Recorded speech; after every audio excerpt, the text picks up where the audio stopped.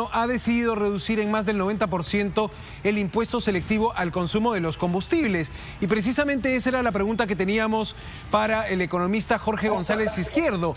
¿De qué depende de que los combustibles bajen de precio efectivamente? ¿Cuánto tiempo puede tomar este lapso entre que el gobierno publica la medida y en los grifos se nota el descenso? Porque parece que de eso depende finalmente el ánimo de los transportistas. Santiago, Fátima, muy buenas tardes. Gracias por la invitación.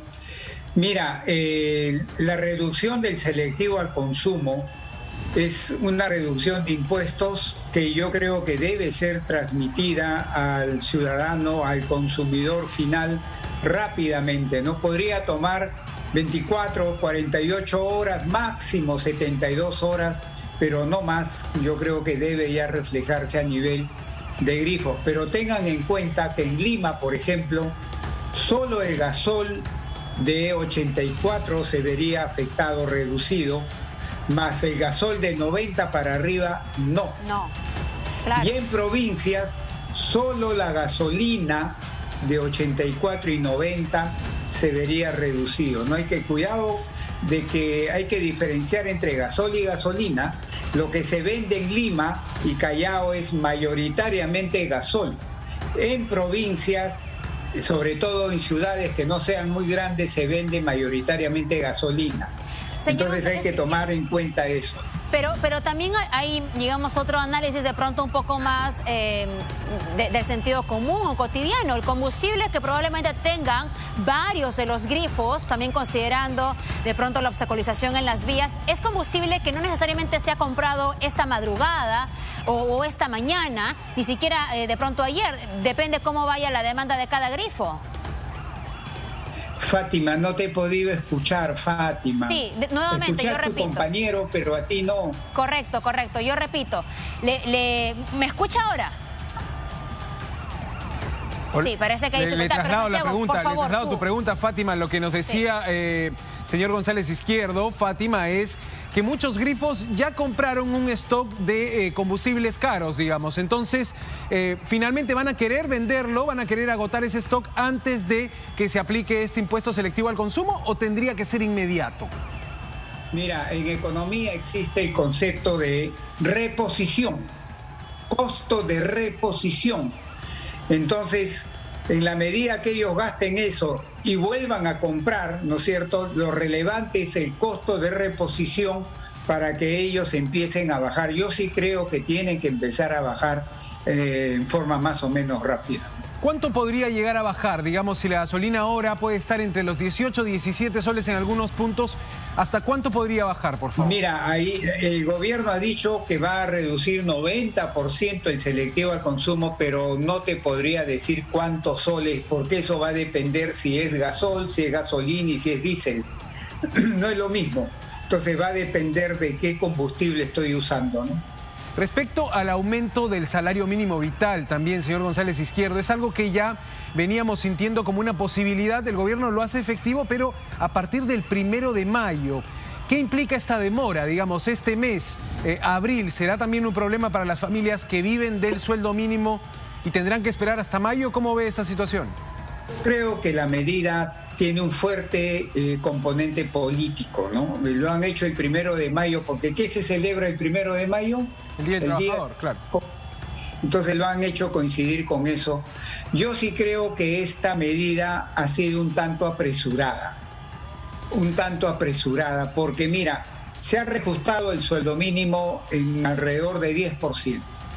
Básicamente se ha reajustado por la inflación transcurrida en los últimos 4 años, del 2018, que fue marzo-abril, que fue la última fecha que se subió el sueldo mínimo a 930, han transcurrido 4 años. Entonces ellos han querido compensar la inflación de esos 4 años y lo han subido pues 95 soles, no más, alrededor de 10%. Pero felizmente no lo subieron a 1.100 o 1.300, como decía originalmente la ministra de Transportes, porque ahí hubieran hecho un daño mayor.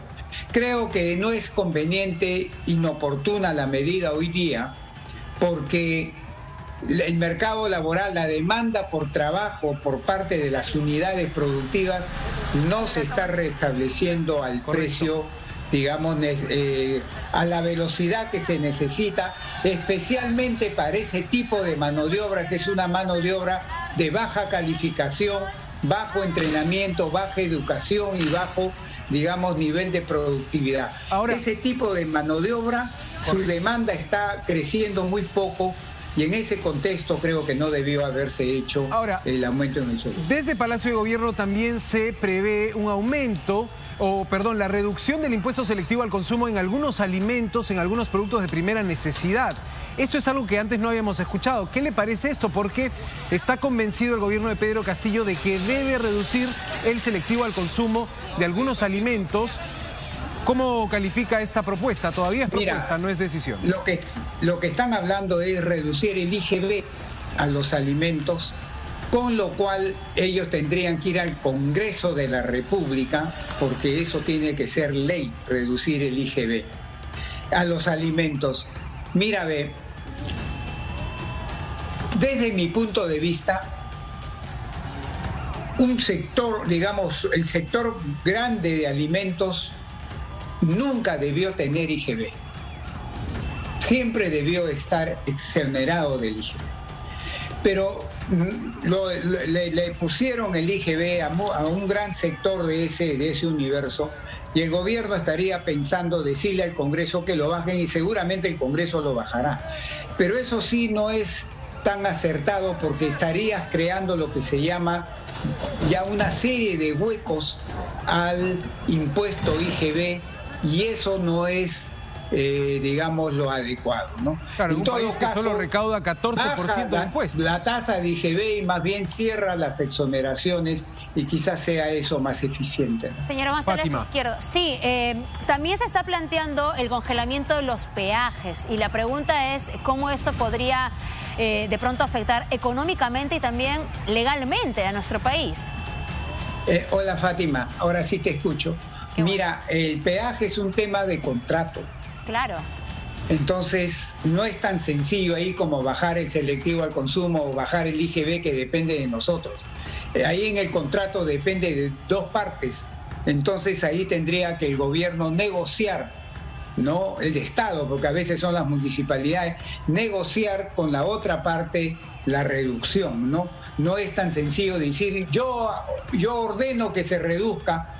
Eso ya sería violentar un contrato firmado. Ahora, estas exoneraciones de las que hablamos, la posibilidad de un congelamiento, es un tema aparte, es un asunto contractual.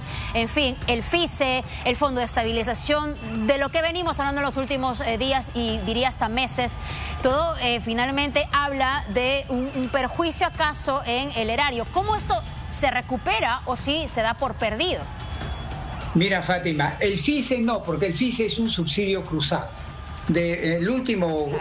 La medida que se tomaron con el FICE de empresas, no a un sector de la población. Ahí es un subsidio cruzado, ahí no.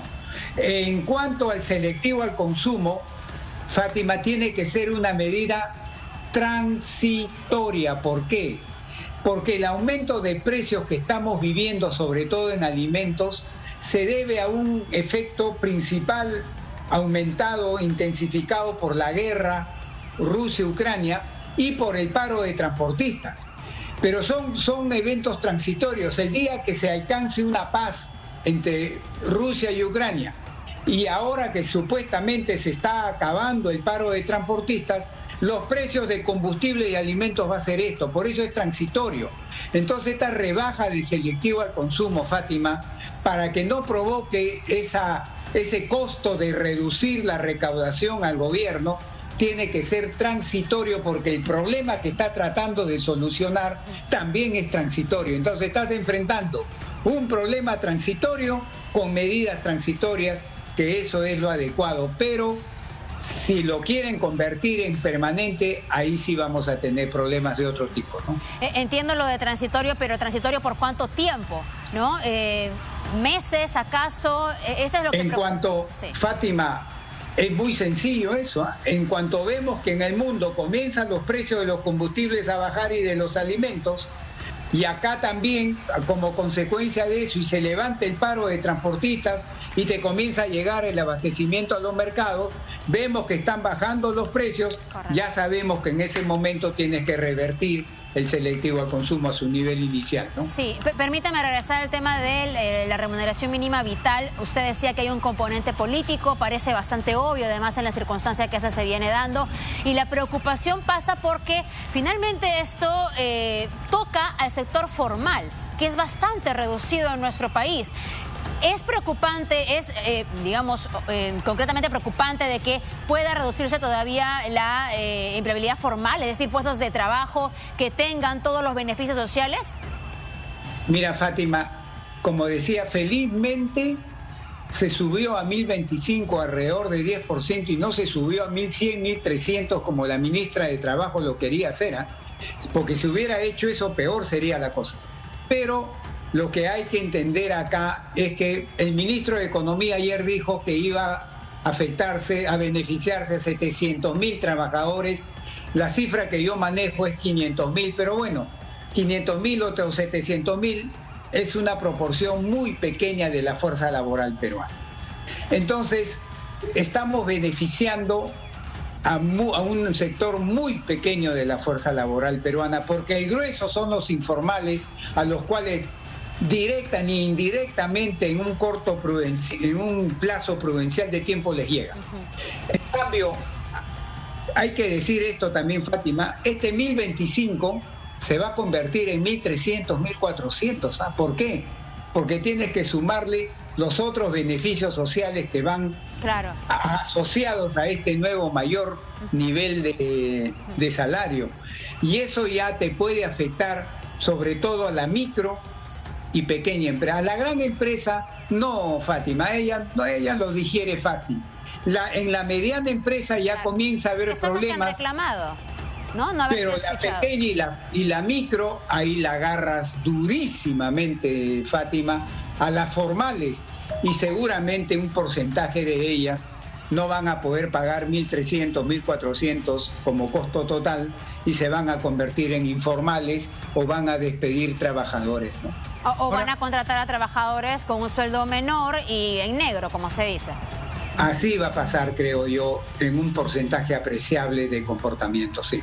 Señor González Izquierdo, yo quería hacerle la pregunta de si prospera este proyecto que anuncia el Ejecutivo para exonerar el IGB a la cadena de producción de ciertos alimentos como pollo, huevos, harinas, fideo.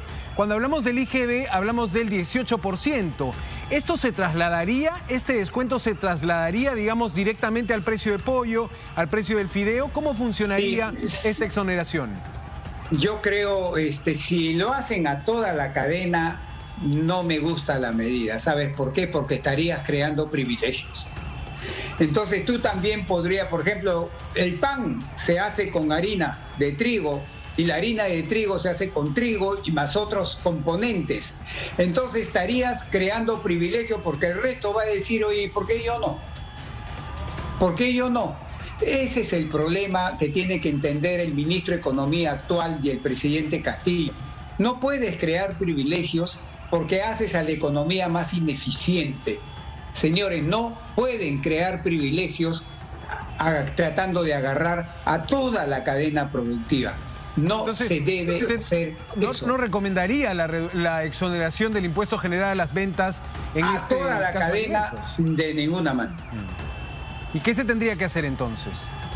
Mira, por ejemplo, ¿no? A mí me hacen esa pregunta, por ejemplo, en el caso de los trabajadores del sueldo mínimo, ¿no? Yo le digo, si el gobierno hubiera querido de verdad ayudarlos porque ha subido el precio de los alimentos y del combustible, que son factores transitorios, yo le hubiera dado un bono transitorio también. Mira, ya le han dado un bono hasta 2.000 soles, ¿no? El bono, no sé cómo se llama ya, Yanapay, no sé cómo se llama el último bono que le han dado a los trabajadores formales. Ahí agarras a lo del sueldo mínimo, ya le acabas de dar un bono. Pero aún así yo le daría un bono suplementario, transitorio, mientras dure el aumento en precio de los alimentos y de los combustibles. Una vez que esos precios bajan, ya retiraría el bono. Ese es mucho mejor que subir el sueldo mínimo, donde agarra, sí, a empresas que las puedes hacer quebrar, puedes aumentar la informalidad. Con el bono no agarras a las empresas. Bien. Señor, sí, Santiago. Fátima, no, nada, ya terminamos esta entrevista, pero efectivamente interesante el punto de vista del señor González Izquierdo, sobre todo poniendo un poco, aterrizando un poco las propuestas y las medidas del gobierno, ¿no? Correcto, muchas gracias, señor González Izquierdo. Gracias, Fátima, gracias, Santiago. Un abrazo. Bien.